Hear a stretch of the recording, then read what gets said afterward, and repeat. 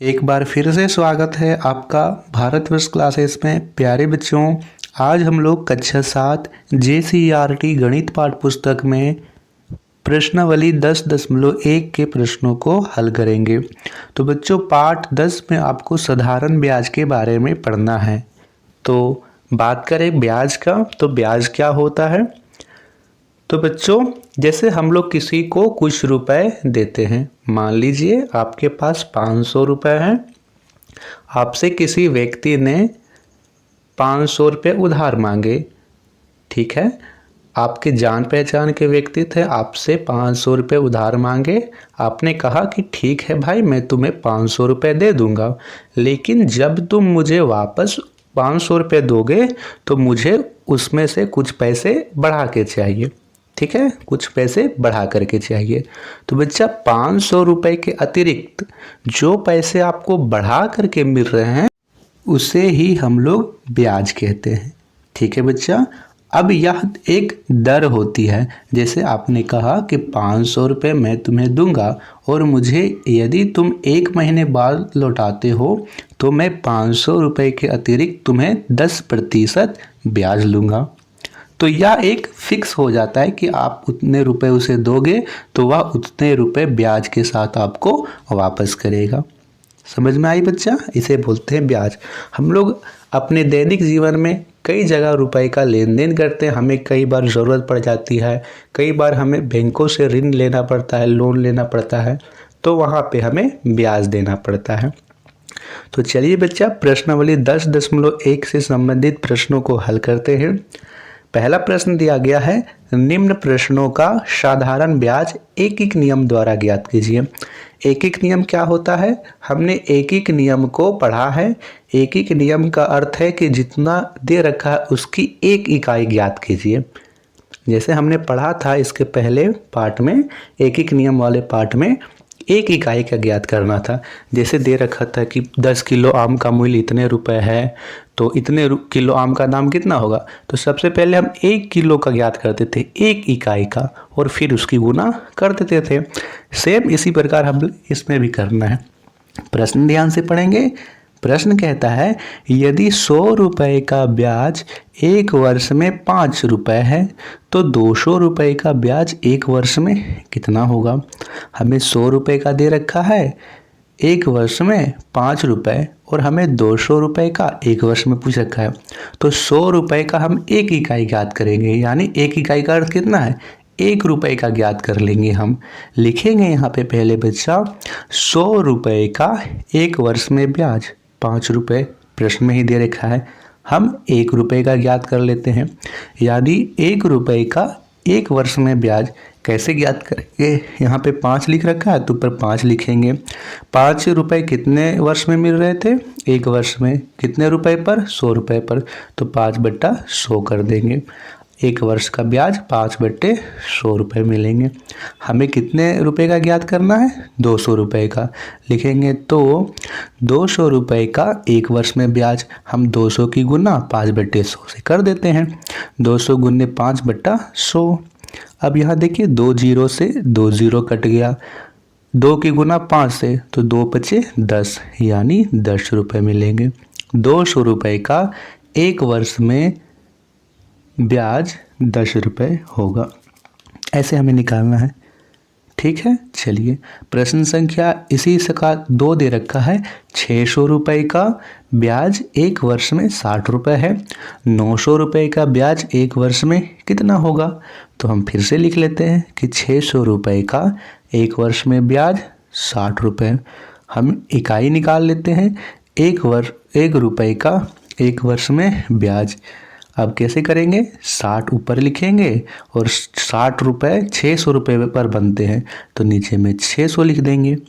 अभी आप यहाँ से काट भी सकते हो या फिर इसको इसी तरह रहने दीजिए, आप अंतिम एक ही बार काट लीजिएगा। लिखिएगा नीचे हमें 900 रुपये का ज्ञात करना है, तो 900 रुपये का 1 वर्ष में ब्याज 900 की गुना 60/600 से कर देंगे। फिर से यहाँ से 0 से 0 कट गया और फिर से यहाँ से 0 से 0 कट गया, 6 और 6 तो कट ही जाएगा। तो यहाँ पे सीधा आया 90, यानी 90 रुपये। 900 रुपये का 1 वर्ष में ब्याज 90 रुपये होगा। ठीक है बच्चों, प्रश्न संख्या 3 करेंगे। अब प्रश्न संख्या इसी का 3 दे रखा है, 800 रुपये का साधारण ब्याज 1 वर्ष में 80 रुपये है। तो 800 रुपये का 5 वर्ष में ब्याज कितना होगा? अब देखिए बच्चा, यहाँ पे राशि तो एक है, 800 रुपये का 1 वर्ष में ब्याज 80 रुपये है और हमें 800 रुपये का ही 5 वर्ष में पूछ रखा है। हमें इतना पता है कि 1 वर्ष में 80 रुपये है, तो 1 वर्ष में 80 रुपये है तो 80 की गुना हम सीधा 5 से कर देंगे, क्योंकि 1 वर्ष में 80, फिर अगले वर्ष में 80, फिर अगले वर्ष में 80, फिर अगले वर्ष में 80 और 5वें वर्ष में भी 80। तो अब 80 की गुना 5 से कर देंगे तो हमें निकल जाएगा। लिखेंगे 800 रुपये का 1 वर्ष में ब्याज 80 रुपये, तो 800 रुपये का 5 वर्ष में ब्याज क्या होगा? 80 की गुना हम 5 से कर देंगे, कितना हो जाएगा? 8 × 40 और 1 0 यानी 400 रुपये। तो 400 रुपये उसे 5 वर्ष में प्राप्त होंगे। इसी का प्रश्न संख्या 4 दे रखा है, 700 रुपये का साधारण ब्याज 1 वर्ष में 30 रुपये है, 1400 का साधारण ब्याज 3 वर्ष में कितना होगा? प्रश्न ध्यान से पढ़िए बच्चा, यहाँ पे अब आपको 1 वर्ष में नहीं पूछ रखा है, पूछ रखा है कि 3 वर्ष में कितना होगा। तो सबसे पहले हम 1 वर्ष का निकाल लेते हैं, फिर उसकी गुना 3 से कर देंगे। लिखेंगे यहाँ पे 700 है, तो 700 रुपये का 1 वर्ष ब्याज 30 रुपये प्रश्न में ही दे रखा है, तो हम 1 रुपये का निकाल लेते हैं कि 1 रुपये का 1 वर्ष में ब्याज क्या होगा? 30/700 होगा, क्योंकि 700 रुपये पर 30 रुपये बन रहे हैं, तो 1 वर्ष में 30/700 रुपये बनेंगे। अब हमें निकालना है 1400 रुपये का, और हम 1 वर्ष का निकालते हैं पहले। तो 1400 रुपये का 1 वर्ष में ब्याज क्या होगा? 1400 की गुना 30/700 से कर देंगे। 2 0 से 2 0 कट गया और 7 का पहाड़ हम 14 2 बार में, 30 दूनी 60, यानी 1400 रुपये पर 1 वर्ष में 60 रुपये मिलेंगे ब्याज। हमें 1 वर्ष का नहीं पूछ रखा है, हमें पूछ रखा है 3 वर्ष का, तो 3 वर्ष का है तो 1400 रुपये का 3 वर्ष में ब्याज 60 की गुना 3 से कर देंगे। 1 वर्ष में 60 रुपये है तो 60 की गुना 3 से करेंगे, 3 वर्ष का निकल जाएगा, 6 × 18 यानी 180 रुपये। 180 रुपये उसे 1400 रुपये पर 3 वर्ष में मिलेंगे ब्याज के रूप में। प्रश्न संख्या 5वां दे रखा है। अच्छा, इसमें 4 ही प्रश्न है। इसके बाद प्रश्न संख्या 2 आ जाता है, निम्न प्रश्नों का साधारण ब्याज सूत्र द्वारा ज्ञात कीजिए। सूत्र क्या होता है साधारण ब्याज ज्ञात करने का? सूत्र बहुत ही आसान है। सूत्र यह होता है कि आप मूलधन गुने समय गुने दर और बट्टे में 100 कर दीजिए। तो लिखे कि साधारण ब्याज याद करने का सूत्र मूलधन गुने समय गुने दर बटा 100। मूलधन कितना दे रखा है? मूलधन 400 रुपये दे रखा है, समय दे रखा है 2 वर्ष और दर दे रखा है 3 लिखेंगे। बच्चा बट्टा में 100 इसलिए लिखते हैं क्योंकि दर हमेशा प्रतिशत में दे रखा है और प्रतिशत को हटाते हैं तो हमेशा नीचे में 100 आता है, इसीलिए हम बट्टे में 100 लिखते हैं। 2 0 से 2 0 कट गया, यहाँ से ऊपर बचा सिर्फ 4, गुना करने के 4 दूनी 8, 8 दिया 24, यानी 24 रुपये 400 रुपये का 2 वर्ष में 3% वार्षिक ब्याज की दर से मिलेंगे। नोट कर लीजिए, प्रश्न बहुत ही आसान है। बच्चों, आप लोगों को वीडियो पसंद आ रही होगी, चीज़ें समझ में आ रही होगी, तो प्लीज़ बच्चा भारतवर्ष क्लासेस को सब्सक्राइब कीजिएगा। हम आपके लिए ही मेहनत कर रहे हैं और आपको कहीं भी डाउट होता है तो आप अपने डाउट्स कमेंट्स में ज़रूर लिखिएगा। प्रश्न संख्या इसी का 2 दे रखा है, मूलधन 600 रुपये है, समय 4 वर्ष है और दर 6% वार्षिक है। तो सबसे पहले सूत्र लिख लेंगे। साधारण ब्याज को इंग्लिश में सिंपल इंटरेस्ट बोलते हैं और मूलधन गुने समय गुने दर, आप लोग इसे PRT लिख सकते हो, प्रिंसिपल और रेट और टाइम, आप लोग सीधा PRT भी लिख सकते हो इसके जगह में। मूलधन गुने समय गुने दर बटा 100। अब मूलधन है 600 रुपये, समय है 4 वर्ष और दर है 6%, तो लिखेंगे 600 गुने 4 गुने 6, नीचे में 100 है तो 100, 2 0 से 2 0 कट गया, ऊपर गुना कीजिए 6 × 24, 24 की गुना 6 से करते हैं तो 6 × 24 के 4 हाथ में 2, 6 दूनी 12, 2 14, 144 रुपये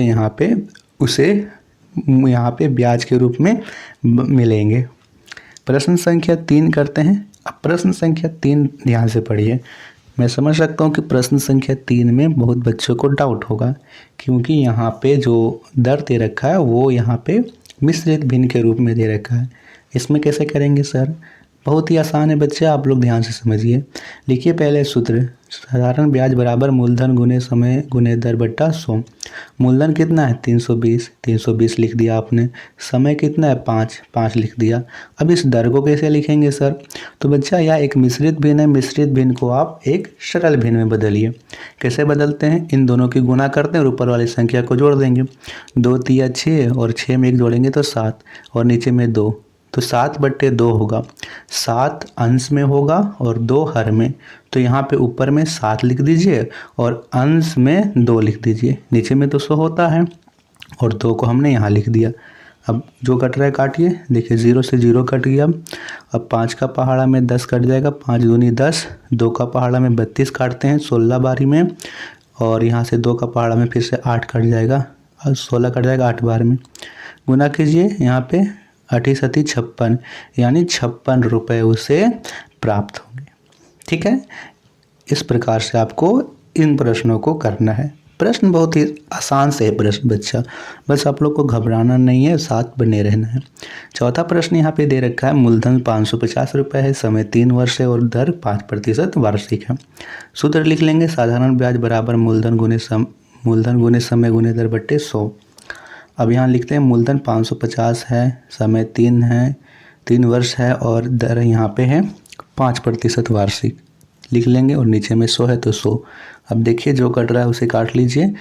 अब 0 से 0 कट गया, 5 दूनी 10, और कटेगा क्या?